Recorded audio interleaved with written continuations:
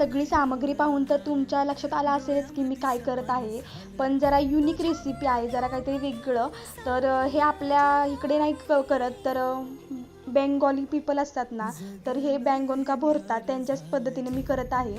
तर वांग्याचे काप करून घेतले आणि त्याला लाल तिखट, हळद, मीठ लावलं आणि त्यानंतर ना तव्यावर फ्राय करत ठेवले.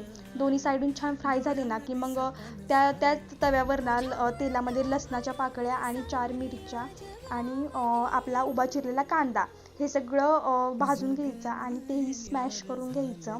आणि त्यानंतर आपलं वांग्याचे काप आहेत ना तेही स्मॅश करायचे आणि त्याच्यामध्ये ना मग हा स्मॅश केलेला लसूण, मिरची, कांदा मिक्स करून घ्यायचा. आणि त्यानंतर मग आपण ना आडवा कांदा चिरलेला थोडासा टाकायचा, कोथिंबीर टाकायची आणि आपला बैंगन का भरता तयार झालेला आहे. खूप टेस्टी लागतं. तुम्हाला व्हिडिओ आवडला तर नक्की मला सबस्क्राईब करा.